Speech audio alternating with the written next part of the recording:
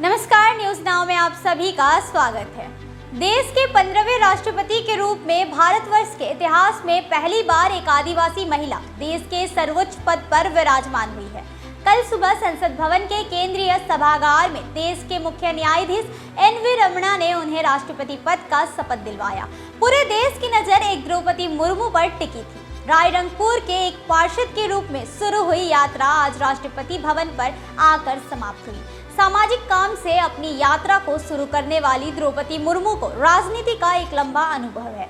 जिंदगी में काफी उतार चढ़ाव का मुकाबला करते हुए द्रौपदी मुर्मू आज संवैधानिक प्रधान के रूप में अपना पदभार संभाल ली है। नमस्कार, मैं हूं आपके साथ प्रेरणा। भारत की जनसंख्या का 10% आदिवासी संप्रदाय के लोग हैं। द्रौपदी मुर्मू उसी आदिवासी संप्रदाय का नेतृत्व करती आ रही है और आज भारत के सर्वोच्च पद पर विराजमान है। देश के सर्वोच्च शिखर पर विराजमान द्रौपदी मुर्मू का संथाली भाषा और साहित्य से बहुत ज्यादा लगाव है। द्रौपदी मुर्मू का जन्म 22 जून 1958 में उड़ीसा के मयूरभंज जिला के उपरबेड़ा गांव में हुआ था। उनके पिता का नाम बिरंची नारायण टुडू था। द्रौपदी के पिता मयूरभंज के राजा के दरबार में एक कर्मचारी थे। उनके पिता उपरबेड़ा गांव के प्रधान भी थे। द्रौपदी मुर्मू को राजनीति का ज्ञान अपने पिता से ही मिला था। अपने 3 भाई बहनों में द्रौपदी मुर्मू सबसे बड़ी है। 1997 में द्रौपदी मुर्मू ने रायरंगपुर नगर पंचायत के पार्षद चुनाव में जीत दर्ज कर अपना राजनीतिक जीवन शुरू किया। वर्ष 2000 में भारतीय जनता पार्टी के टिकट पर रायरंगपुर विधानसभा से विधायक निर्वाचित हुई। उन्होंने 2009 में भी इतिहास दोहराया। उड़ीसा में नवीन पटनायक के नेतृत्व में बीजू जनता दल और भाजपा गठबंधन की सरकार में द्रौपदी मुर्मू 2000 से 2002 तक वाणिज्य और परिवहन मंत्री तथा 2002 से 2004 तक मत्स्य और पशु संसाधन विभाग में मंत्री रही। हम आपको बता दें कि 2007 में उन्हें उड़ीसा विधानसभा में श्रेष्ठ विधायक का पुरस्कार मिला। उनके अनुभव को देखते हुए द्रौपदी मुर्मू को झारखंड की पहली महिला राज्यपाल बनाने का गौरव प्राप्त है। वह 2015 से 2021 तक झारखंड के राज्यपाल रही। अब देश की पहली आदिवासी महिला राष्ट्रपति बनने का भी गौरव उन्हें प्राप्त हुआ है। द्रौपदी मुर्मू की सनातन धर्म के प्रति गहरी आस्था है। भगवान शिव उनके आराध्य देव हैं। अपने गांव में बने शिव मंदिर को आज भी द्रौपदी मुर्मू खुद साफ सफाई करती है और उसके बाद पूजा करती है। स्वच्छता को लेकर उनका दृढ़ संकल्प रायरंगपुर में आज भी चर्चा का विषय है। उन्होंने एक पार्षद के रूप में अपनी जिम्मेदारी को बखूबी निभाया। द्रौपदी मुर्मू की जीवन शैली बहुत ही सीधी सादी है। सोशल मीडिया के इस युग में भी द्रौपदी मुर्मू को अपने फोन पर ज्यादा वक्त बिताना बिल्कुल भी पसंद नहीं है। सिर्फ काम की बात ही फोन पर करती है। उन्हें ना ही तो टीवी और ना ही सिनेमा पसंद है, लेकिन टीवी पर रियलिटी शो को देखना उन्हें बहुत अच्छा लगता है।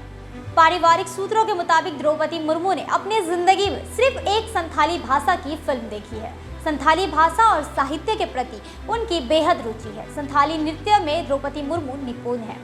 द्रौपदी मुर्मू का जीवन काफी संघर्षपूर्ण रहा है। उनका विवाह उपरबेड़ा गांव से करीब 15 किलोमीटर दूर पहाड़पुर में श्यामचरण मुर्मू से हुआ था। उनके पति बैंक में फील्ड अफसर थे। द्रौपदी मुर्मू और श्यामचरण के 2 बेटे लक्ष्मण तथा सिपुन और एक बेटी इतिश्री हुई। 25 अक्टूबर 2010 को उनके बेटे लक्ष्मण का अचानक देहांत हो गया। किसी तरह द्रौपदी मुर्मू इस दुख से अपने को निकाल पाई थी कि फिर 2 जनवरी 2013 में उनके बेटे सिपुन की सड़क दुर्घटना में मौत हो गई। बुढ़ापे के सहारे दोनों बेटों के मौत की वजह से द्रौपदी मुर्मू सदमे में चली गई। पता नहीं भगवान को आखिर क्या मंजूर था। 1 अगस्त 2014 को श्यामचरण का भी निधन हो गया।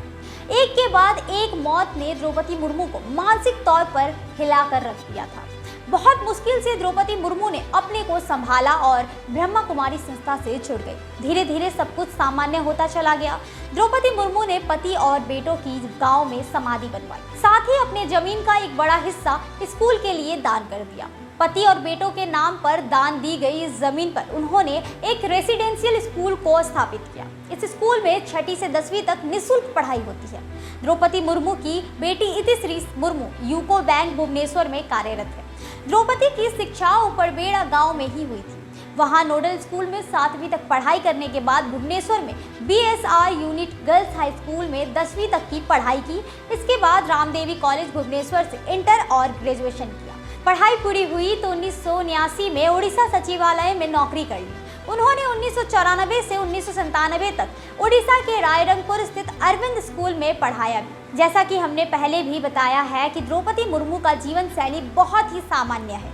द्रौपदी मुर्मू शुद्ध शाकाहारी है। उन्हें घर का खाना ही ज्यादा पसंद है। वह लहसुन और प्याज तक भी नहीं खाती है।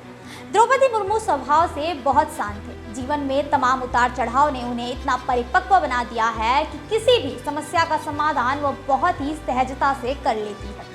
राजनीति के लंबे अनुभव की धनी द्रौपदी मुर्मू आज देश के सर्वोच्च पद पर विराजमान होकर इस बात को साबित कर दिया है कि ईमानदारी, लगन, मेहनत और संघर्ष करने की क्षमता किसी भी इंसान को सर्वोच्च शिखर तक पहुंचा सकता है।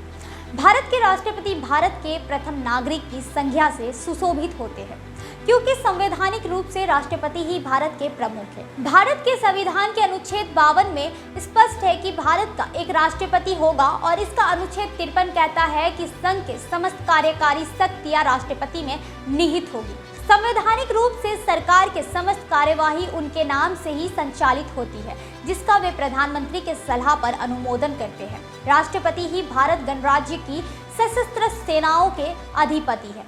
ऐसे सर्वोच्च पद पर भारत के इतिहास में पहली आदिवासी महिला के राष्ट्रपति बनने से पूरा देश गौरवान्वित है। उम्मीद करते हैं आपको हमारा कार्यक्रम अच्छा लगा होगा। अगर आपको हमारा कार्यक्रम अच्छा लगता है तो हमारे न्यूज़ नाउ के पेज को ज़्यादा से ज़्यादा लाइक, शेयर और सब्सक्राइब करना ना भूलें। फिलहाल के लिए बस इतना ही। मुझे दे इजाज़त। नमस्कार।